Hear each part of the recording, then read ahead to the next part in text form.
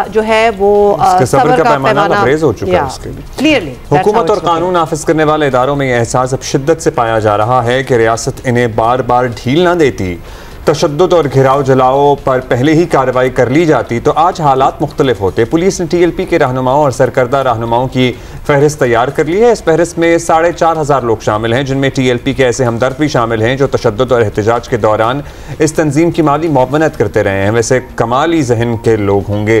ज़राए के मुताबिक तमाम फहरिस्तों में शामिल रहनुमाओं और कारकुनों की गिरफ्तारी का हुक्म दिया जा चुका है। पुलिस ने आपको ये भी बता दें कि कल बाज़ाब्ता तशद्दुद में मुलव्विस गिरफ्तार अफराद की तफसीलात जारी कर दी हैं। गिरफ्तार अफराद का ताल्लुक लाहौर, फैसलाबाद, शेखुपुरा, मंडी, बहाउद्दीन, सियालकोट और दीगर शहरों, मतलब विहाड़ी, आप डेरा, पता नहीं और भी बड़ी जगह हैं जिसमें मैं तो पड़ी से पुलिस ने 178 कारकुनों को गिरफ्तार किया है। मुल्जिमान के खिलाफ पंजाब भर के थानों में मजमूई तौर पर 76 मुकदमात दर्ज हैं। सबसे ज्यादा 39 मुकदमात लाहौर में, शेखुपुरा में 8 हैं। पुलिस के मुताबिक TLP के मुजाहिरीन ने हालिया एहतजाज में 250 पुलिस अफसरान और अहलकारों को जख्मी किया, जिसमें सबसे ज्यादा लाहौर में 142 अफसरान अहलकार जख्मी हुए। शेखुपुरा में 48 पुलिस अहलकारों को तशद्दुद का निशाना बनाया गया। सीनियर तज्जियाकार मेमल सरफराज साहब हमारे साथ मौजूद हैं और सबसे अहम यह है कि जो दो बरादरान हैं इनके खिलाफ 302 का जो पर्चा है, जो SHO शेखुपुरा के शहीद हुए हैं, वो बड़ा संगीन साबित हो सकता है इनके लिए। जी फरार भी हैं, लेकिन अब ये बताया जा रहा है कि इनकी लोकेशन जो है पता ये तो कल से ही बताया जा रहा है, लेकिन अभी तक पकड़ा नहीं है। तो ये भी तो एक बात है ना।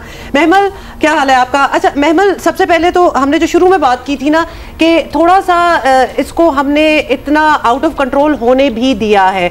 Why don't we take measures and steps in time? क्योंकि ये पहली बार नहीं है कि हम TLP को देख रहे हैं इस तरह। We have been seeing them for a while now, quite a few years.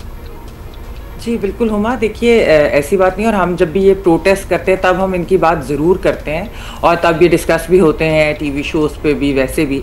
लेकिन अगर आप ओवरऑल पूरा साल देखें तो उसके अंदर इनकी क्या एक्टिविटीज़ होती हैं, क्या उसके ऊपर किसी ने कभी नज़रसानी की है, यानी कि रियासत ने क्या उसके ऊपर की है? अभी रिसेंटली बात हुई कि जी नेशनल एक्शन प्लान जो है उसकी नॉन इम्प्लीमेंटेशन की वजह से दहशतगर्दी से निपटने में मसले आ रहे हैं। दहशतगर्दी की तो बात करते हैं, लेकिन नेशनल एक्शन प्लान के अंदर एक्चुअली एक्सट्रीमिज़म के साथ भी डील करने का कहा गया था। और उसमें जो दो बहुत अहम पॉइंट्स थे, उसमें एक तो ये था कि हेट स्पीच के ऊपर जो है क्रैकडाउन होगा, और एक ये था कि रिलीजियस परसिक्यूशन जो है वो भी अलाउ नहीं की जाएगी। लेकिन अगर आप इस ग्रो के आप ट्रैक रिकॉर्ड देखें और ये देखें कि पूरे साल ये क्या सरगर्मियाँ करते हैं, तो उसके अंदर ये दो चीज़ें तो बहुत जो है वो सामने खुल के सामने आती। किस तरीके से मजहबी अक़लियतों को जो है ये टारगेट करते हैं, किस तरीके से ये मजहबी मुनाफरत फैलाते हैं, किस तरीके से जो है ये लोगों पे फतवे देते हैं, and they put people's lives in danger. अब भी आप अगर देखें इस ऑपरेशन और इस सब के दौरान जो है तलाल चौधरी साहब, जो कि इतने एक अहम वज़ीर हैं, वज़ीर मुमलकत बराए दाखिला है, उनको किस किस्म की जो है धमकी आमेज़ उनको मैसेजेस आए, उनको कॉल्स आई। शाहज़ेब खानज़ादा साहब ने उस दिन अपने शो के ऊपर भी वो सारा चलाया था। तो आप ये देखें कि ये तो किसी को भी नहीं छोड़ते। और आम लोग जो हैं, ख़ास तौर पर मैं मजहबी अक़लियतों की फिर बात करूँगी कि उनके साथ जो होता है वो तो आए दिन आपको कोई ना कोई वाक़या रिपोर्ट हो रहा होता है, लेकिन रियासत उस वक्त एक्शन में क्यों नहीं आती? मेरा तो ये रियासत से बहुत बड़ा सवाल है कि आप तो मेमल साहब, आपको पता है कि रियासत की तरफ से भी ऐसे गिरोहों, ऐसे जत्थों को एज ए पॉलिटिकल टूल इस्तेमाल किया गया है। मतलब ज़्यादा पुराने विजुअल्स तो नहीं हैं, आपको याद ही होगा, पैसे भी बांटे गए, वापसी के लिए अखराजात भी दिए गए। So we tend to ignore these things now, but how sure are we कि अब ये फैसला जो है ये अटल होगा और दोबारा ऐसी गलती किसी और ग्रुप को बना के नहीं दोहराई जाएगी? ये जो ग्रुप बन गया है, और हर ग्रुप जो बनता है वो बाद में बबाले जान ही बन जाता है, चाहे वो तालिबान हो चाहे वो ये हो। सो ये कैसे मेक श्योर करेगा कोई? देखिए अब्दुल्ला, बहुत अहम सवाल है और इसके ऊपर तो बिल्कुल रियासत ही को डिसाइड करना है, क्योंकि हमने देखा है कि हमारी माजी की पॉलिसीज़ की वजह से हम आज जिस नहज पे, आपने अभी तहरीक तालिबान पाकिस्तान की भी बात की, टेररिज्म की अगर आप बात करें, और फिर आप देखें कि अब इस वक्त जो पाकिस्तान अफगानिस्तान में भी हो रहा है, हमारी पॉलिसीज थी, हमने अफगान तालिबान को भी सपोर्ट किया, जबकि सब यही कहते थे कि अफगान तालिबान और TTP one in the same है, आप इनको अलहदा करके मत देखें। तो ये जिस तरह आपने अभी TLP की भी बात की, बिल्कुल इसमें रियासत का बहुत एक किरदार ज़रूर है, लेकिन अब मेरे ख्याल में वक्त आ गया है कि रियासत को ये सोचना चाहिए कि हमने आगे कैसे बढ़ना है। जिस किस्म का एक्सट्रीमिज़म और उससे फिर आपको पता है किस तरह की सोच होती है, और अभी आप देखिए पुलिस वालों का कितना नुकसान हुआ।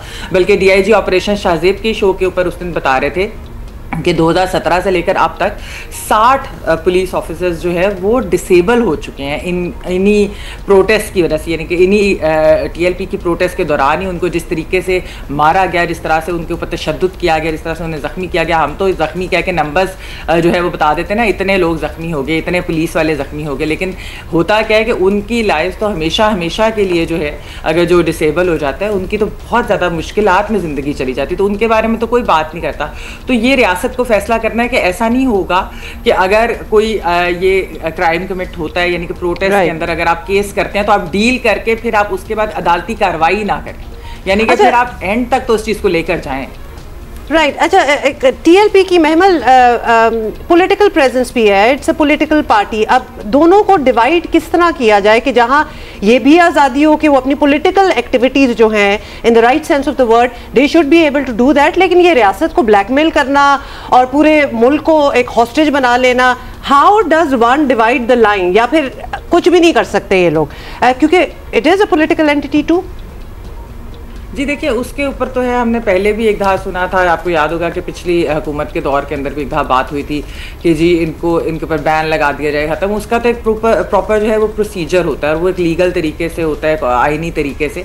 बिल्कुल कोई गैर आइनी चीज़ करने की ज़रूरत नहीं, क्योंकि एक कोशिश गैर आइनी तरीके से भी की गई थी, वो ऐसा नहीं होना चाहिए। लेकिन असल चीज़ ये है कि देखें, अगर एक सियासी जमात है तो वो सियासत करे, लेकिन सियासत का मतलब ये नहीं है कि वो इस तरह की जो ये हमने वायलेंस देखी है, वायलेंट प्रोटेस्ट देखी है, जिस तरह के हमने इनके पूरे साल की जो मैं सरगर्मियों की बात कर रही हूँ कि जिसके अंदर जो है लोगों को मारा पीटा जाता है, लोगों की ज़िंदगियाँ ख़तरे में डाली जाती है। अभी भी पुलिस के एक जो एहलकार शहीद भी हुए हैं और कितने ज़्यादा जो है वो ज़ख्मी भी हुए हैं, तो ये सब कुछ जो है ये तो साथ नहीं चल सकता इस तरीके से।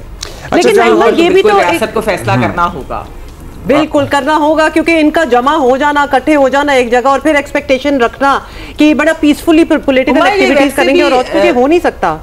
मेरे ख्याल में ये इवन पुलिस वालों के साथ भी बड़ी ज्यादती है कि आप हर दफा जो है उनको इन प्रोटेस्टर्स के आगे लाके खड़ा कर देते हैं। हाँ। और उसके बाद जो है रियासत पीछे से डील कर लेती है और वो जो है वो वही के यानी कि उनको मारा करें कि कीलों से भरे हुए डंडे कोई किसी के सर पे बरसा रहा हो, जो ये करते हैं, मतलब ये बताया जाए कि जी अब हमने ईंटों का चूरा, ईंटों के ट्रक जो हैं। अच्छा मेबल, एक और बात भी है, जब कोई इस तरह की कार्रवाई करती है ना, या हुकूमत फैसला करती है कि अब इससे सख्ती से निपटेंगे, तो फिर बहुत सी फेक न्यूज़ होती है, प्रोपेगेंडा होता है। मतलब इसी मुरीद के ऑपरेशन को लेकर क्या क्या खबरें नहीं फैलाई गई, और जो पाकिस्तान तहरीक इंसाफ से जुड़े हुए सोशल मीडिया अकाउंट्स हैं वो इस ऑपरेशन की मजम्मत भी करते रहे, इनके साथ हमदर्दियाँ भी दिखाते रहे। हालांकि इमरान खान साहब का अपना बड़ा सख्त मौक़िफ़ रहा था जब ये उनके दौर में एहतजाज के लिए सड़कों पर निकले थे, वो फ्रेंच एम्बेसी वाले मामले पे। सो हम देखते हैं कि फिर इस चीज़ को हवा दी जाती है और एक इंतशार फैलता है माशरे में।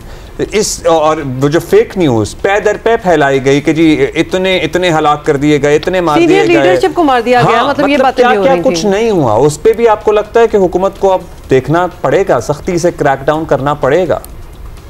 जी अब्दुल्ला, बिल्कुल। देखिए, इसमें एक चीज़ और ये भी है कि हुकूमत और यानी कि हमारी रियासत की तरफ से भी ट्रांसपेरेंसी होनी चाहिए, क्योंकि जो फेक न्यूज़ ज़्यादा फैली वो इस वजह से कि जी शायद जो है वो use of force, disproportionate use of force शायद जो है वो की गई है। लेकिन फिर जो उनके क्लेम्स भी आए वो फिर ऐसा ही लगा कि वो वेरीफाइड भी नहीं है और उनकी क्रेडिबिलिटी भी उस तरह से नहीं है जो दूसरी साइड से है। मैंने कहा हुकूमत ने तो अपना मौका बिल्कुल दिया है, लेकिन ये चीज़ें वाज़े भी होनी चाहिए। और अभी ज़ाहिर बात है थोड़ा सा वक्त भी लगेगा कि कोई अगर फैक्ट फाइंडिंग होगी या कोई अगर जुडिशल इंक्वायरी या कोई इस तरह की जो चीज़ होती है जिससे सामने फैक्ट्स आएँ, क्योंकि अभी तक तो ऐसा नहीं लग रहा कि जो क्लेम्स किए जा रहे हैं बहुत ज़्यादा हाई नंबर्स की दूसरी तरफ से, उसके अंदर उनकी कोई अभी तक क्रेडिबल इन्फॉर्मेशन। देखिए अगर जरा सी भी तहकीक करें तो वो क्लेम्स ऐसे छुपाए तो नहीं जा सकते, जो नंबर्स वो बता रहे थे वो यही मैं कह रही हूँ कि ये मिस इन्फॉर्मेशन और डिसइंफॉर्मेशन और हर चीज की फुटेज उनके सामने मौजूद है। एक हुकूमत की ये भी प्लानिंग होती है, यही है उनका तरीका है अब कि जब इस तरह की कोई कार्रवाई होती है ना तो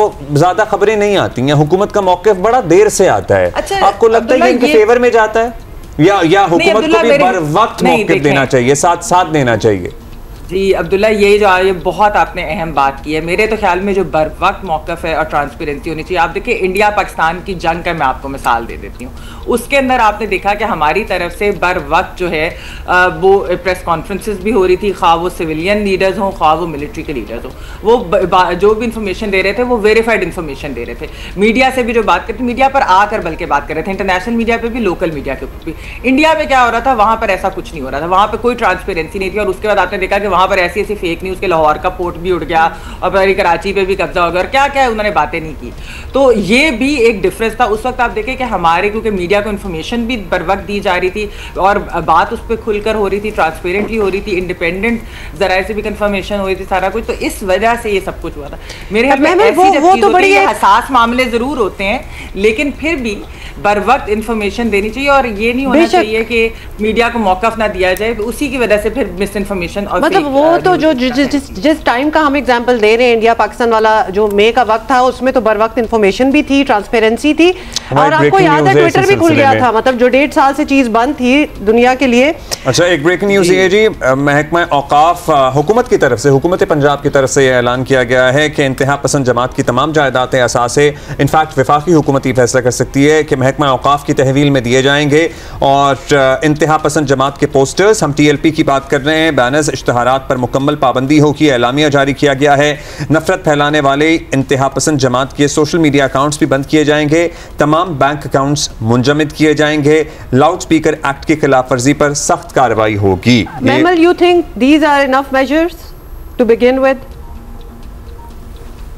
देखिए मेरे ख्याल में इसके ऊपर जो है ना, एक्चुअली रियासत को, जिस तरह मैंने कहा कि एक तो प्रॉपर पॉलिसी बनानी चाहिए, दूसरा ये कि अगर नेशनल एक्शन प्लान को ही वो फुली इम्प्लीमेंट कर लें। जैसे मैंने आपको ये एग्जांपल हेट स्पीच और रिलीजियस प्रोसिक्यूशन की दी है, हुमा आपको मैं बताऊं कि इसके थ्रू ही ये जो चीज़ें हैं ना, ये चीज़ें बंद हो सकती है। यानी कि जो ये TLP की इस तरह की एक्टिविटीज़ हैं ये बंद हो सकती है। इनको शय किस चीज़ से मिलती है, इनको कोई रोकता नहीं है।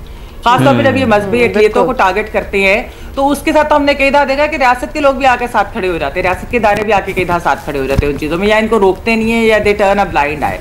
जब इस तरह की चीज़ें होती है तो उनको शय मिलती है, फिर उनको लगता है हमें तो हर दफ़ा डील भी मिल जाती है। जब हम प्रोटेस्ट भी करते हैं, लोग भी अगर हम जख्मी भी करते हैं, शहीद भी करते हैं, कुछ भी हो जाए तो हम फिर भी हमें डील हो जाती है और हमारे लोग भी छूट जाते हैं। तो ये चीज़ें रियासत को एक कॉन्क्रीट पॉलिसी लेनी है कि हमने ये नहीं करना।